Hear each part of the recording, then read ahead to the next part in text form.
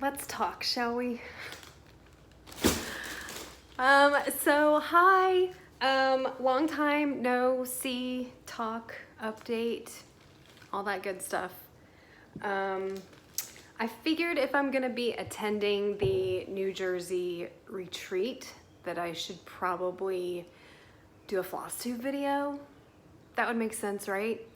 And I think the last time I made one was like, what, October, November, somewhere around there. So yeah, I've missed you guys. So what has been happening between last October, November to now? Let's see. October, I took like a week and a half off work. I always take time off around Halloween. Hello, it's my Christmas. I love them equally, but Halloween will always have that special place in my little creepy heart. And I just did some sightseeing around my town because New Jersey has tons of history, tons of history. Not that Ohio doesn't have its own, but New Jersey has a lot. It was one of the 13 colonies, so it's been here for a minute or two. So I just, went to some historical sites. I took some photos, which for whatever reason never uploaded those to my Instagram. That needs to happen. So did that in October. November, of course, we had Thanksgiving here in the States. And then December brought on Christmas here. So, I mean, just a lot of family stuff around that time. December, I did attend a seance. For those of you who follow me on Instagram, I do have a part-time job. On the weekends, I work at a place called Paranormal Books and Curiosities in Asbury Park, New Jersey. I am a tour guide there. They have a paranormal museum in the bookstore. It's actually above it, and I do tours there. But one of the perks of that is that I get to do a lot of other cool stuff because my boss, she's a pretty well-known name in the paranormal community. She's been on a couple TV shows. She is BFFs with Adam Berry from Kindred Spirits. Her name's Kathy Kelly. She has other events and stuff that she holds at her shop. Early May, we had a Jersey Devil Festival that she puts on every year. But she holds monthly seances that are open to the public. You can purchase a ticket. They're very intimate. It's very limited seating. I think it's only like 8 to 10 people, something like that. She limits it to, and she is the acting medium for those.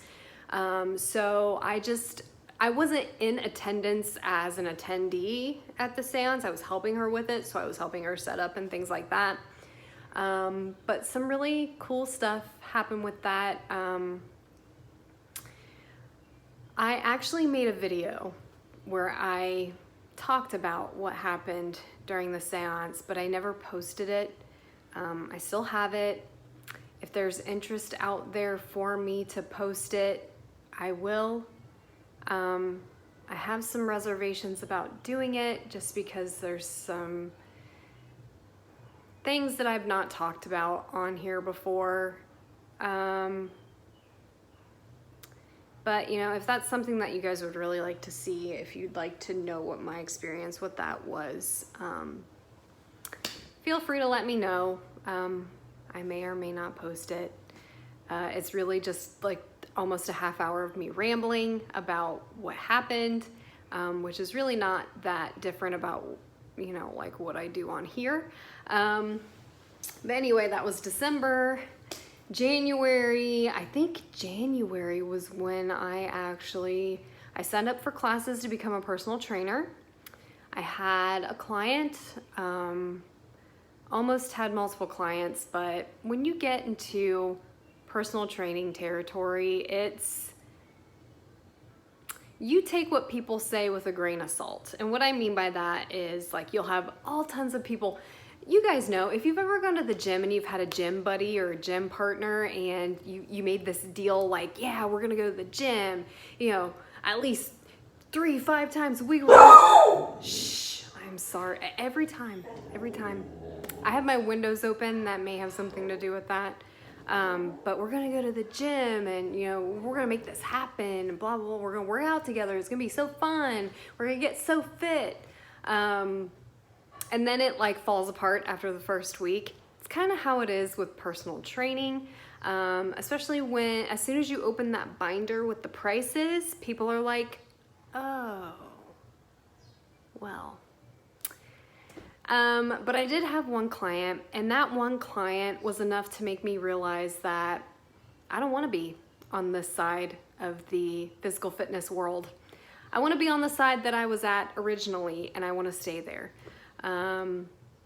I did this mainly because I wanted to learn more, and honestly, I've been having I've been dealing with a lot of changes in my full-time job that I'm not 100% happy with, and honestly, this was kind of like a trial run for me to see if I wanted to make a career change, and I quickly found out that no, I do not.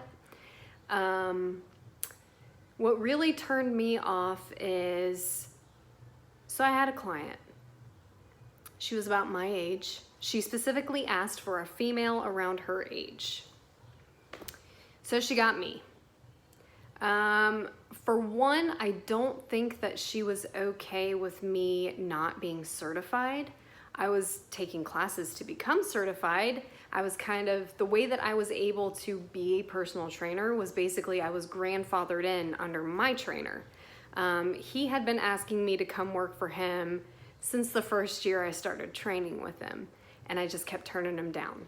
I kept turning him down because I didn't want to deal with New Jersey public, and I don't mean any offense by that, but people who have been here, who have lived here, know exactly what I'm talking about, and every person that I've said this to has owned it, and they've said, yeah, okay, I get it.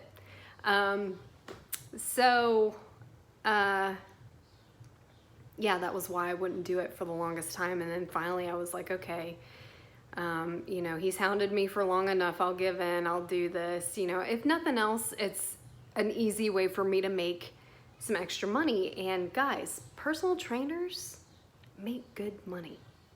The only thing is, clients are not guaranteed. You can't pick your clientele, for one, which was another big issue with me, not because, like, you know, I'm stuck up and I want to be able to pick and choose who I train. That's not it at all. It's you get your client and you get all of your clients' habits along with them. Their quirkiness and, you know, whatever you want to call it. Anyways, so the client that I had, she was fine. What I did not like was I would lay out a training program for her for that session, and she would ask me to change it. So we would do something that she wasn't a big fan of, and she would ask me if we could do something else. Here's the reason I have an issue with that. If this is what you wanted, why am I here? If you want to take control of the session and you want to do what you want to do, go to a gym. You don't need me. You're paying me for a service and I'm trying to give that to you, but you don't want to hear it. That was my big issue with it, and that's pretty much when I decided, like, this is not for me. You hired me to provide a service for you that I'm trying to do, and you're trying to take over, and that's not why I'm here. So after I finished out her sessions, I was just like, you know what, let me take a step back. Trying to take classes for that was, you don't realize how much is actually involved in becoming a personal trainer until you actually try to become one. It's just, you know, I don't want to sound selfish, but I just wanted to go back to doing it for me, to better myself. There are people out there who are geared to do that type of work, like my trainer. He's very good at it. He's been doing it for quite a few years. He majored in this, so he went to a 4-year college, whereas I'm just going for a certification, something that you can do in 6 months. So I just decided it wasn't for me. On top of that, like I said, my full-time job did a complete 180, and we started having overtime, which, you know, it got to the point like we would be working and we would get a message saying, hey, can you do overtime today? You know, I can't have that if I'm trying to have a second job as a personal trainer. I can't be canceling on my clients. My clients are then going to cancel on me. I'm going to have no clients. So what's the point in this? Plus, my husband was not super happy with the fact that I had 3 jobs, which I can't say that I blame him. So it was just too much. It really was. And I wasn't enjoying it. So I just cut it out.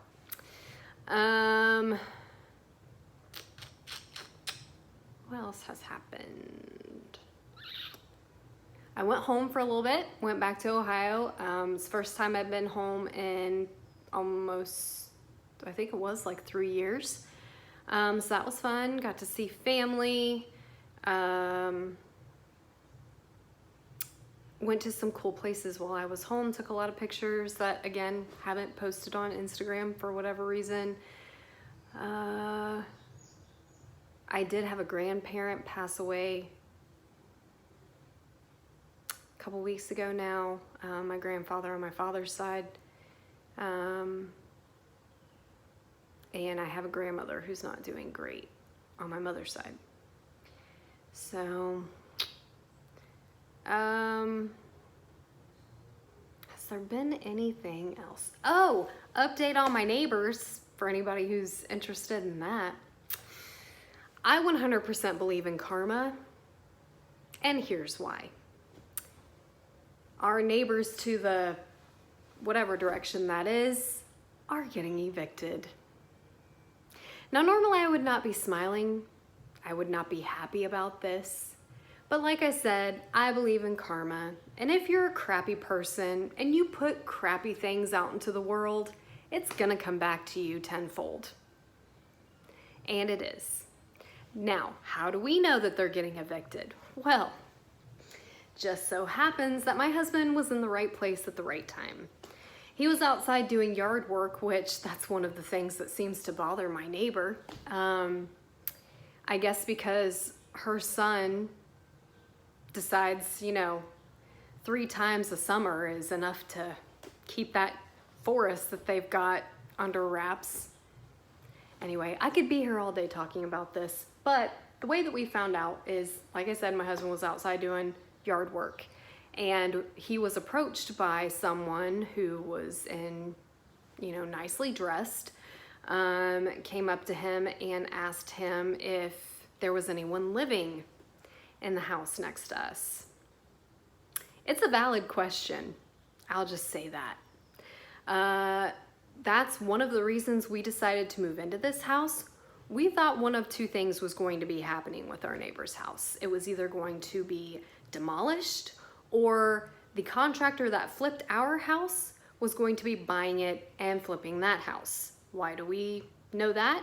Because our contractor told us that they sent a letter to the owner of that house asking to buy it so that they could flip it because they thought it was vacant, just like we did when we moved in. And we didn't see anybody there for the first 6 months that we lived here, but apparently they've lived there all along. So anyways, he's approached by this guy, asked if anybody lives there. My husband says, yeah. And the guy's kind of taken aback, and he says, oh. And my husband's like, you know, what's going on? And the guy's like, well, are they home? And he says, I have no idea if they're home. And the guy pretty much told him, you know, well, I can't seize the house if there are people living in it. Yeah, he was from the bank. Sucks to suck, sweetheart. That's all I can say. You know, you may think I'm being mean, but come live in my house for a couple months and tell me if your tune doesn't change. That's why I said what I said in my last video. Like I said, I was joking. For anyone who took offense to that, it was a joke. But I'm not kidding about the karma stuff, and I'm not kidding about having crappy neighbors. I mean, it is what it is. And I'm sure tons of you out there can attest to when you have a crappy neighbor, it is terrible. But anyways, so that's one thing. What else? This weekend, I'm attending an event with my side job. With Paranormal Books and Curiosities. And we will be investigating 2 locations. One of them has never been investigated ever. So take that, Ghost Adventures and whatever other shows are still out there. Mainly because, so the 2 places that we're gonna be investigating are the Paramount Theater and the Berkeley Oceanfront Hotel. And both in Asbury Park. The Berkeley is the one that has never been investigated, and the Paramount Theater, they don't really allow a lot of public investigations there either. But we are getting exclusive access to both of these places.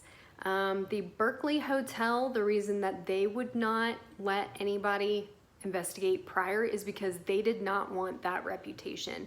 They did not want any ties to being haunted, anything like that. They actually even went so far as to tell my boss, who had reached out to them years and years and years ago when they were under previous ownership, about, you know, wanting to talk about it, wanting to talk about the paranormal activity that goes on in the building. And they sent a very terse letter basically saying that they were going to sue her if she said anything about their location being haunted, which you kind of can't do, that whole free speech thing. But yeah, so they just wanted nothing to do with that reputation whatsoever. But now they're under new ownership who is all about putting that out there. I mean, locations that do that, I get it to a point, but at the same time, you are missing out on extreme revenue because this is big nowadays. People are super into ghosts, ghost hunting, paranormal stuff. People love it. And if you're in a location that has a reputation for being haunted and you don't want to profit off of that, you are missing out big time. So yeah, Friday night, we will be at the Paramount Theater, and then Saturday night we will be at the Berkeley Oceanfront. The Berkeley Oceanfront apparently has a very extensive history with suicides. Apparently there's a room called the Suicide Suite because there have been upwards of 6 suicides in this room. And we have that room blocked off specifically for us.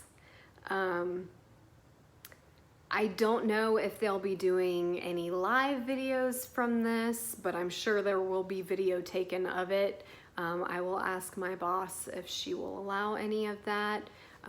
If I remember to, I will take photos, and I will hopefully remember to post those to my Instagram so you guys can check that out. But I've been rambling the first 20 minutes of this video, so I guess we should get to what we're all here for, and that is cross stitch. I've not been crocheting, so I don't have any of that to show you.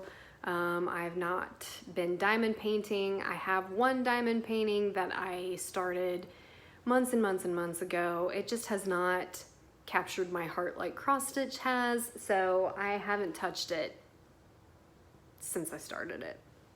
I mean, it's fun, don't get me wrong, but yeah, just not like cross stitch. So anyway, let's start with, before we get to haul, I'm not going to show you all of the projects that I've been working on. Those I have been posting to my Instagram. So if you would like to see the past projects that I have been working on, feel free to go to my Instagram. My Instagram is the Springfield Stitcher, all one word on Instagram. And you can check me out there. If you follow me, I will follow you back if you are a fellow cross stitcher. So what I have been working on lately, what I'm working on currently, I should say, is the Heartstring Samplery Pincushion Street. If you guys remember this one, I think I started this last year, maybe the year before, not real sure, but it's super cute. It does get a little monotonous working here on the house, but it's not too bad. And this is what I have done so far. I have the top half of the house over here done. I also have the, from like here up, of the tree done on this side. And I also have the majority of the peacock on this side done as well. So all I really have left, there's some lettering up here too, and it says, come in the evening or come in the morning, come when you're looked for. And on the bottom, which is what I will be working on, it says, or come without warning, friends always welcome on Pincushion Street. So let me put, because you're kind of seeing my shirt behind it. That's a little bit better. But that's where I'm at on this. It's so pretty. So, so pretty. But I am so upset that I did not get enough of the same dye lot of, I want to say Picnic Basket is the Gast thread. As you can see up here, it's much darker, right? And from here up on the tree, it's much darker. Whereas when you get down here, it's almost the same color as the fence. Not happy about it. But this is what you get when you don't get enough thread, when you buy your thread originally. So I'm just going with it. I'm not picking this out. It is what it is. So that's what I've been working on lately. Are you guys ready to get into this massive bag of haul? I mean, this is over 6 months worth of haul, I think. I wasn't buying anything for the longest time, mainly because the holidays hit, and you guys all know how that goes. But I have, you know, rest assured, been making up for that. So let's dig in, shall we? All right, first up is picture. Ooh, now I'm throwing things. I guess this is my last. Why do I have this? This is my last fabric of the month from Needlecraft Corner, maybe? I don't remember. Anyway, it's Picture This Plus Legacy.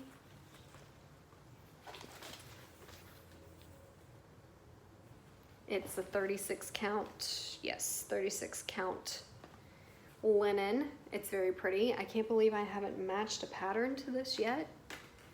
I don't know why I haven't. I must have forgotten that it was in there. I don't know. Normally, as soon as I get my fabrics, I will seek out a pattern to assign it to. That way I don't just have random pieces of fabric laying around. Kind of consolidates my,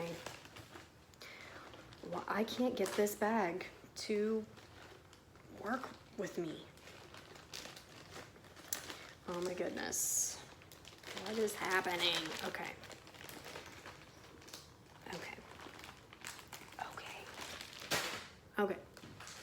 For the 4th time. Yeah, so I will assign a pattern as soon as I get fabric, so I don't just have random fabric laying around. Next we have Plum Street Samplers, A Country Winter. This was one of the club series from that place that I was entered in a club series with. I think it was a shop out of Wisconsin. I can't remember, that's terrible. Anyway, it's pretty, right? So it came as a kit. Next we have Sunflower Samplings Home is Best. Sorry for the glare. And oh crap. I think I did have, yeah, I did have a pattern assigned to that fabric, I believe, because here's another random piece of fabric. Dang it. I think this pattern is supposed to go with this. Anyway, this is Picture This plus Regency. Looks a lot like Legacy if you ask me. And apparently I had picked it to go with Weep Not from Not Forgotten Farm.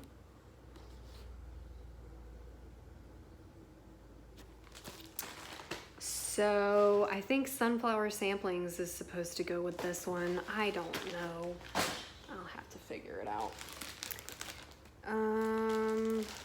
What is this? So, Ship's Manor had like a limited edition linen that they did, and the color was Sleepy Hollow. I got it in a 36 count Edinburgh linen. So pretty. And I do have a pattern assigned to this one, Susanna Jane. It's a digital pattern, but for whatever reason, I did not put who it's by. Wow, this is informative. Why did I do this like this? Sometimes I do things and I'm like, why are you the way that you are? Does anybody else do that? I can't be the only one. Okay. So next we have Little House Needleworks Summer ABCs. This one I think I ordered like last year and didn't pick up until like a month ago. Oops. Next we have Plum Street Samplers Autumn Salt Boxes. Plum Street Samplers Crone on the Hill. I'm sure you guys have seen all of these by now. And Plum Street Samplers Betsy's Autumn.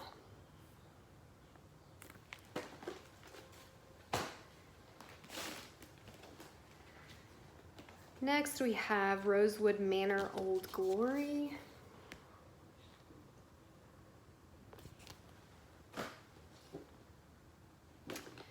Well, I think one of those fabrics was supposed to go with these because I've shown these before. Oh my goodness, what am I doing? I gotta figure this out later, I guess. I don't know why I do things this way. So here we have, I don't think this is gonna work. Shabby Autumn Calendar by Kure Batikure. I don't know if that's how you pronounce that. This is the pattern. Cute, very much like Frosted Pumpkin Stitcheries, Autumn Alphabet, Autumn Sampler, something like that. So the color fabric I had picked to go for this was Ship's Manor's December Prim. I don't know that this is gonna work. It's a much lighter green than what it's showing up on the camera. It's almost like a lime green. Don't know how well that will work.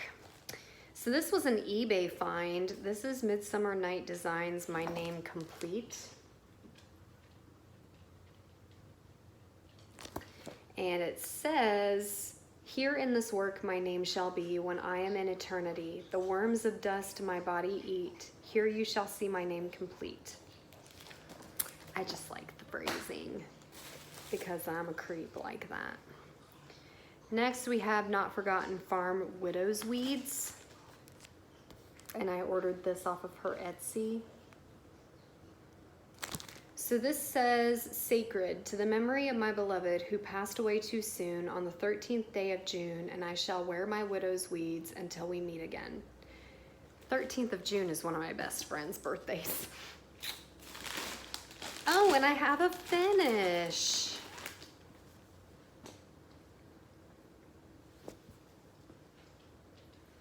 This is Plum Street Samplers Harvest something.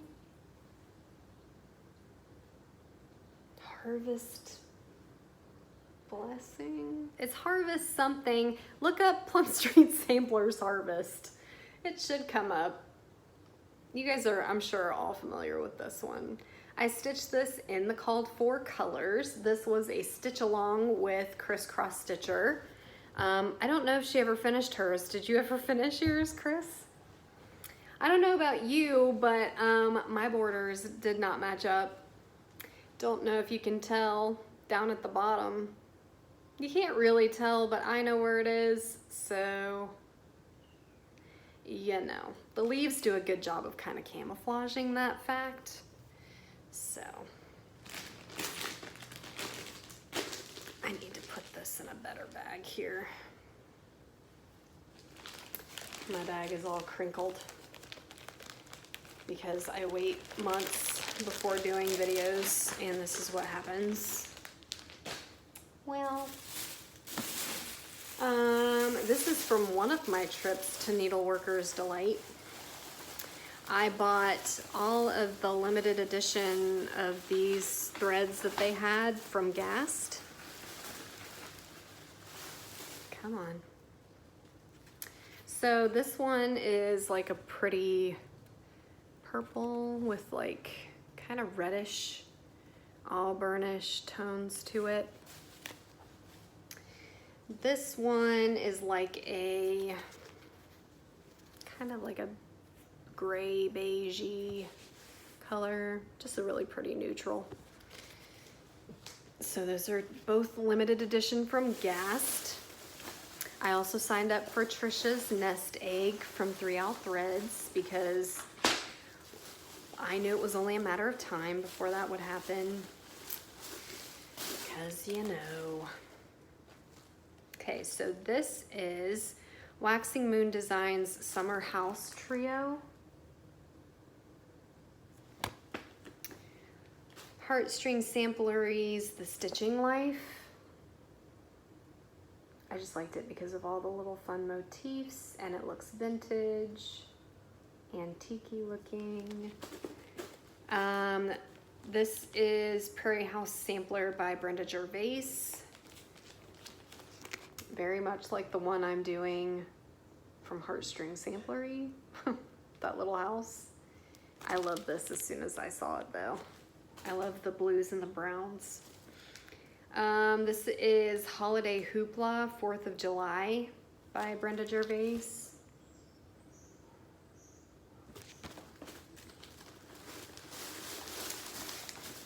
This is Quaker Gone Haunted by Michelle Inc. I have almost all of these Quaker Gone such and such patterns. I think the only one I don't have is Quaker Gone Spooky.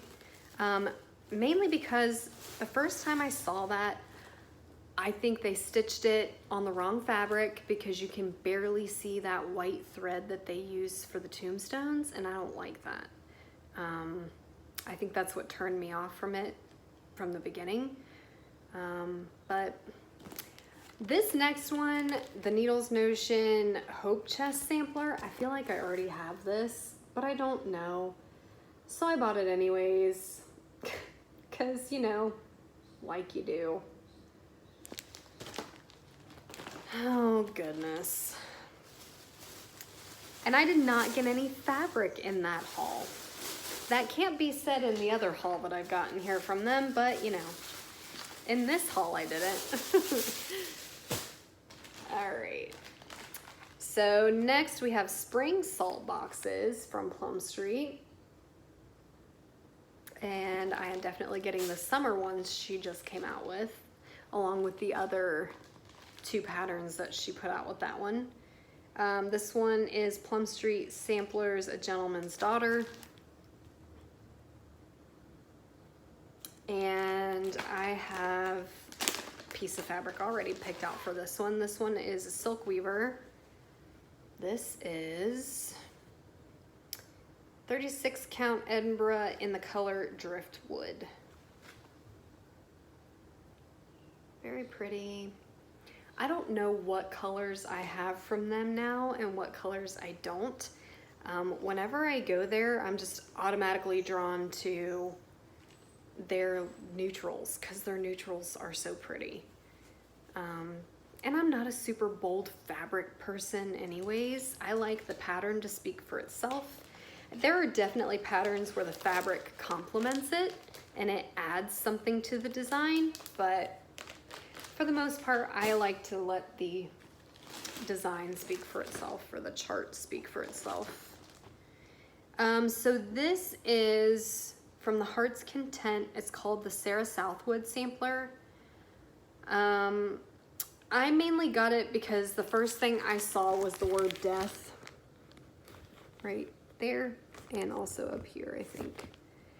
It is very hard to read. Even when you get it out and you look at the pattern, which, by the way, guys, this pattern is a freaking book. Holy crap. I know it's like large print, but at the same time, it's like good gravy. Okay. Let me see if I can read this to you. Okay, so here it is. Okay, so it's called the Verse on Death. I mean, the pattern is not called the Verse on Death. It's called the Sarah Southwood Sampler, but that is what she calls her design. And even when, okay, so they've got it plainly written here in the pattern. I still have no idea what it's saying because it's written in that old speak, the vintage way of talking, shall we say. So anyway, it says, death is the test of our lives, the essay which showeth the standard of all our actions. Wouldst thou judge of a life, examine the period of it. The end crowneth the attempt, and where dissimulation is no more, there truth appeareth. He hath not spent his life ill who knoweth to die well, neither can he have lost all his time who employeth the last portion of it to his honor. I'm lost already. No idea what they're saying. He was not born in vain who dieth as he ought, neither hath he lived unprofitably who dieth happily. He that considereth he is to die is content while he liveth. He who surviveth to forget it hath no pleasure in anything. His joy appeareth to him a jewel which he expecteth every moment he shall love. To me, I think that's supposed to be live, but okay. Avoid not death, for it is a weakness. Fear it not, for thou understandest. Why is it understandest and not understandeth? Not what it is, all that thou certainly knowest is that it putteth an end to thy present sorrows. Then you would think they would go on to explain what she's talking about. No, the only thing they say is, well, Sarah certainly has portrayed a most interesting view of death. They don't even know. That's why they didn't explain it. I could say that too. Yeah, that's an interesting view on death, Sarah. Nobody knows what you're talking about. So if anybody knows what that rambling was and would like to translate it into layman's terms, I'm all ears. I would love to know what that says. Okay, thanks. And now I get to fight with it to put it back in the bag. Anyway, I'm growing more and more fond of the more primitive, the better. That's how I feel. Okay, so next, I think this was also, no, this was not eBay find. This was an Etsy find. Both of these were. So this is the Sarah Rickett sampler from Cross My Heart. Looks like that there. And, oh my goodness, okay.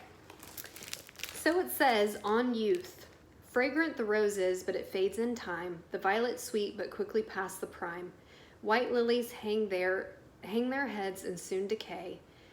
And winter snow in minutes melts away.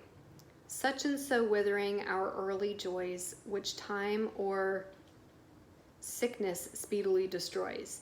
The happiest man that ever breathed on earth, with all the glories of estate and birth, had yet some anxious care to make him know no grandeur was above the reach of woe. I like it. This next one is from the Exemplary collection of Plum Street samplers, and it's called Eliza Pennance 1726, and that's what it looks like. Tiny, tiny picture, I know. But it says 1726, Eliza Pennance, the Lord giveth and the Lord taketh away. Blessed be the name of the Lord. And at the bottom it says at rest. One thing I noticed when I went trekking through the tombstones in the cemetery up here, that if you want to see all of that, that's in my Instagram. A lot of the tombstones said on them at rest. Which I thought was kind of cool and creepy. So, this next one is handwork samplers. It's called the Young Family Registry. I love these. I don't know why. I don't know these people. I just think this is so cool. It's like a family tree, and they just stitched it out. So it's basically just this person's family history. I'm looking at some of the dates to see if they resonate at all. No. See, like on here it says one stillborn, July the 19th, 1818. Oh, may these names recorded here in the fair book of life appear, and everyone that bears the same meet at the supper of the Lamb. June the 20th, 1833. June the 20th is my wedding anniversary. It is also my father's birthday. So yeah, not a great picture. I apologize. I'm sure it's not focusing, but if you're interested in seeing what it actually looks like, a good picture of it, just go online. Again, it's Handwork Samplers, handwork all one word, and it's the Young Family Registry sampler.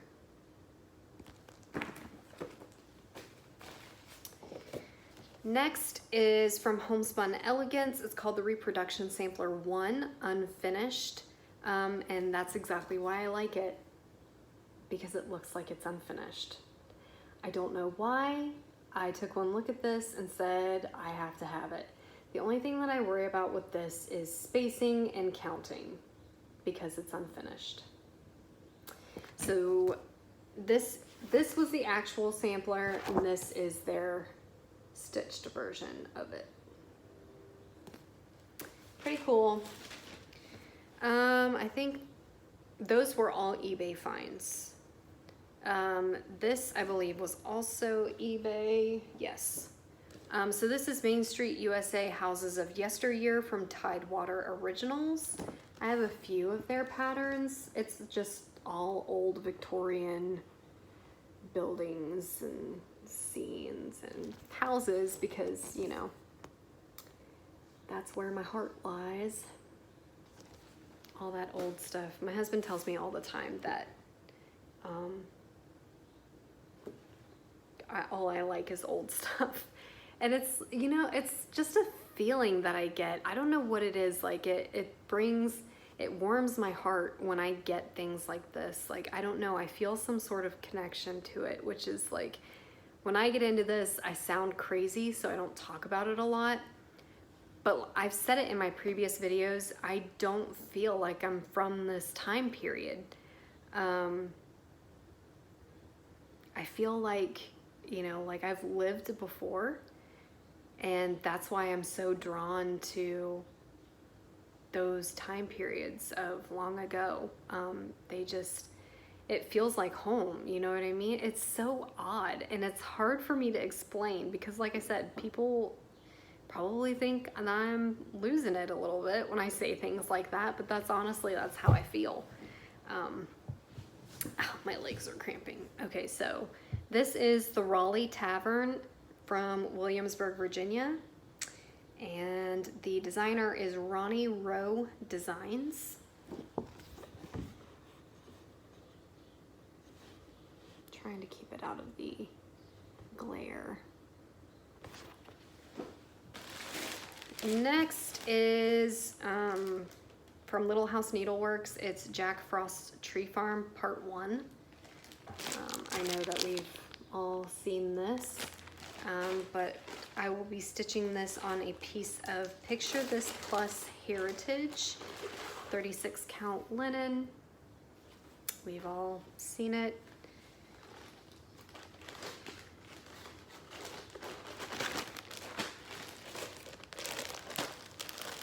Oh, this was, okay, so the last Nashville release, market release, whatever we want to call it, this was the one pattern that I had to get my hands on.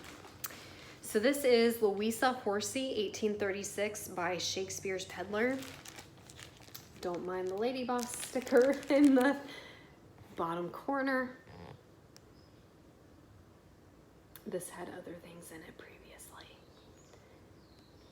So, you know, if you haven't guessed already, it's about death.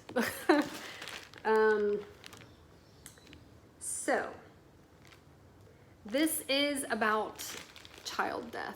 So if that bothers you, I'm going to read what's written on here. So if you would like to fast forward 20 seconds, feel free. So this says the children of Robert and Martha Horsey, and it just lists their kids. At the bottom, it has a little epitaph type thing. It says, on the death of an infant, sweet babe by death's cold hand is earliest bloom. Torn from the mother's bosom to the tomb, while o'er thy grave thy drooping parents bend. Oh, may these parents hear a faithful friend, nor think thee only born but to bequeath pain at thy birth and sorrow at thy death. For when the great eternal day shall come, then shall they meet thee at thy happiest home, and see their first dear pledge of mutual love blooming in spotless innocence above. So, not a terrible saying, but I will be stitching this on a piece of Silkweaver fabric. This is 36 count Edinburgh and the color Toffee. This is a 19 by 32 because this is massive. On a 36 count, it's massive. 19 by 32. And honestly, like, I bought this pattern and this piece of fabric at the same time. Like, this was meant to be. And they do not carry these sizes of fabric normally, just like out for anybody to buy. This is like a custom or an offcut, something that they may have had left over. But yeah, it was just sitting there waiting for me. So I said, point taken, and I snatched it. Why am I messing this up? Okay, there we go. So that is that. Next, I think this was eBay. This is Timeless Designs. Book 9.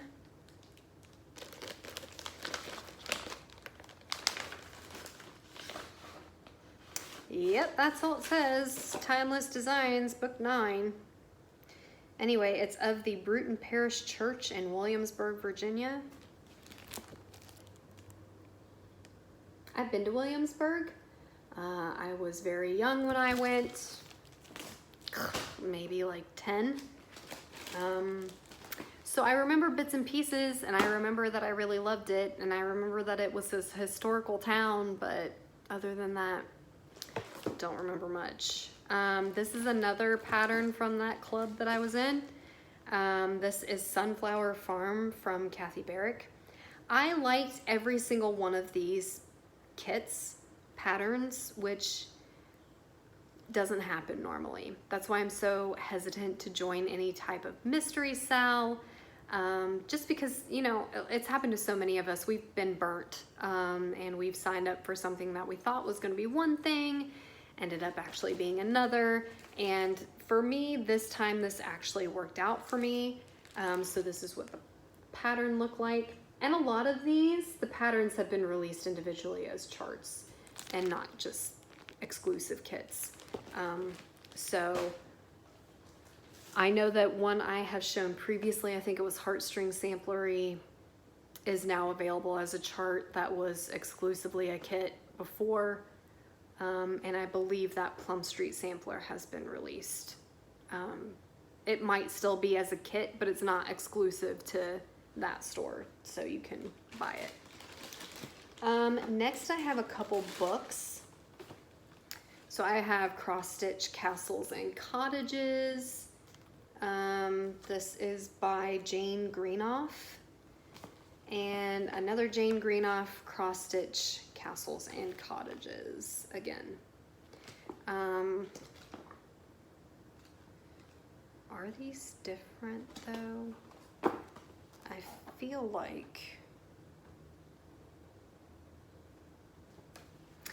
like these are the same thing, but one was just hardcover and the other was soft, but I'm not positive and I don't want to waste time looking at it. But anyway, these are just okay.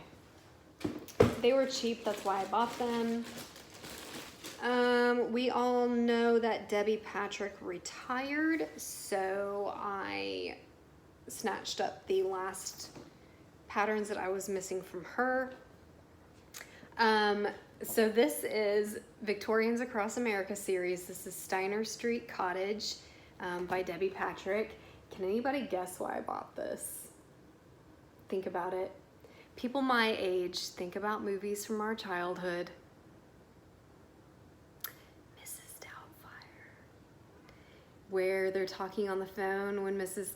Doubtfire's trying to get the babysitting job, and she goes, "Ooh, Steiner." Because they lived on Steiner Street. So that's why I bought that one. This one is, again, Victorians Across America. This is Cape May Street in New Jersey. Obvious reasons. Cape May is an absolutely amazing place if you like history, if you like Victorian homes, if you like paranormal stuff. It's an awesome place to go. This one, everyone will recognize this one. Again, Victorians Across America. This is the Winchester Mystery House. Yes, please. I don't know that I will ever get here. I am not a flyer. Do not like to fly. Speaking of which, my boss, the paranormal boss, wants to take me and a few other people that work for her to the Villisca Axe Murder House in Iowa, and I would have to fly to go there. She wants to rent it. She wants to do at least 2 days worth of investigating. Of course, we would be staying in the house. Yeah, I'll keep you updated on that one. And I had another finish. Oh, this is a Ship's Manor. And I don't remember the name of this one. Crap. You're gonna know it when you see it, so. Anyway, this is it. I'm very happy with how this turned out. There we go. Full picture of it. This was stitched on 32 count dark cobblestone from Zweigart. It's a Lugana. Really makes the colors pop. I'm really glad I chose this fabric. I'm not a huge Lugana or large, small, however you want to say that, count fabric stitcher anymore. I try not to go below 32 count, which way back when in my videos, I said 28 count was my absolute favorite. I don't mind stitching on it. It's just, it's hard to find patterns, the type of patterns that I like to stitch, to put on an 18 by 26 piece of that count fabric. It's just, they're normally too small. So there's that.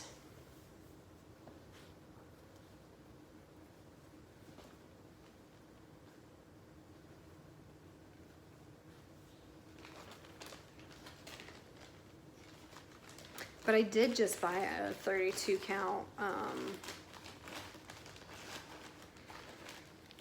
32 count something, in the color Cobblestone. It's a Silk Weaver.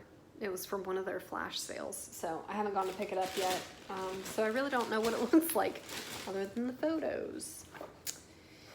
Okay, so this is out of a magazine. I hate this, but I saw the pattern and really liked it, so I sucked it up. This is a Dutch Girl's Dream. And it just says samplings of designs from the Netherlands. I don't see the designer. I don't know who designed this. It doesn't say.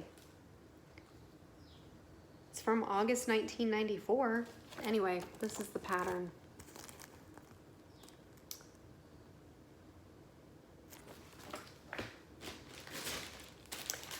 This one I've shown before, Sunflower Farm. I found a fabric for it. And sometimes I look at these fabrics and I'm like, what was I thinking with this? Yes, those colors are definitely gonna pop on that fabric. I think I was just desperately searching for something to put with this fabric. This was a Ships Manor Fabric of the Month, their Prem Club. This was their November Prem. I am no longer in their Fabric of the Month. I was just kind of trying to cut back on expenses. I'm not in any Fabric of the Month at the time being, except for Silk Weaver. And Silk Weavers is different than everybody else's. It's not one of those things where you have to pay that set amount that you've selected every month. Since I'm a local, it doesn't work that way for me. If I don't go in and pick out a piece of fabric to buy, I don't go in and pick out a piece of fabric to buy. I'm also in their Saver Club, so the percentage I would get off of a piece of fabric from being in their Fabric of the Month club is the same percentage I would get off if I were just to go in and buy a piece of fabric. So am I in it? Technically, yes, but at the same time, not really. This is a magazine called Fine Lines, and I believe I bought it for the sampler that's on the front of this. What is it called? Is it Strawberry Hill Sampler? It's by Catherine Theron. Would that be Theron Traditions, Catherine Theron? It's a good question, right? Anyway, that's a picture of the pattern. And that's the magazine. It's not your like typical, like, it's on paper. It's not like a typical magazine. This one is though. Wonder if that was a knockoff. So I believe I bought this magazine for this pattern on the front, but I think that this pattern comes, like, it's in more, you need more than one issue of this to do the pattern. You know what I mean? Like, it's a series. Which it probably is, because I do stupid things like that, so. Oh, no, it's not. The whole thing's in here. So it's called Women of the Mayflower, and that's the pattern. So it says, to land anew we dare to roam, by ship we sail to our new home. Women of the Mayflower, remember Allerton, Sarah, Eaton, Desire, Mentor, Rose, Standish, Mary, Brewster, Dorothy, Bradford, Joan, Tilly, Elizabeth, Winslow, Susanna, White, Alice Mullins. Oh, I guess those were all. Okay. Allerton, Sarah Eaton. I think Desire is actually Desiree, but it's not spelled that way. Desiree Mentor, Rose Standish, Mary Brewster, Dorothy Bradford, Joan Tilly, Elizabeth Winslow, Susanna White, and Alice Mullins. There we go.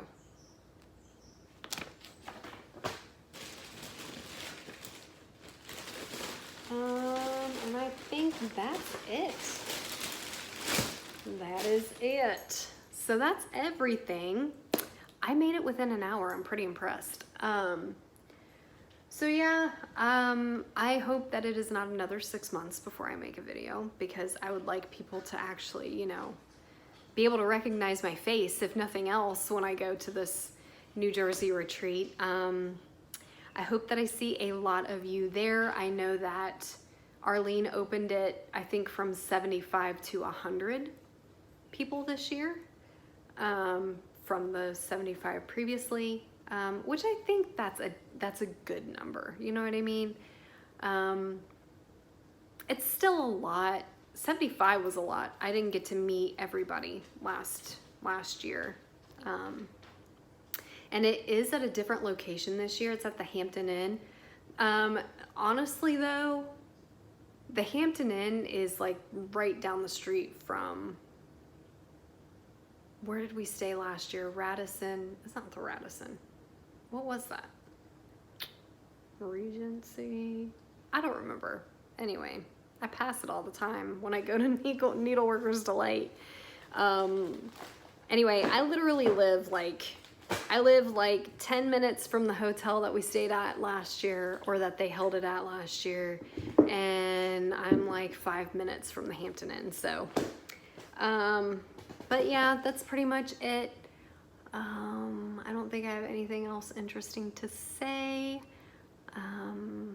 Trying to do all of the cross stitching that I can. I do take my cross stitching with me when I go work at Paranormal Books and Curiosities, so I do get to sit and stitch in a haunted location like weekly. So there's that. I should probably take a picture of that one time. But yeah, if you're interested in knowing more about that shop, or if you're going to be coming to New Jersey to visit, it's definitely one of the places that I advise going. And you could always come see me. I work every Saturday. Yeah, it's a lot of fun. Take my tour. Yep, that's pretty much it. That's about it. So yeah, until next time, guys, happy stitching, and I will see you later.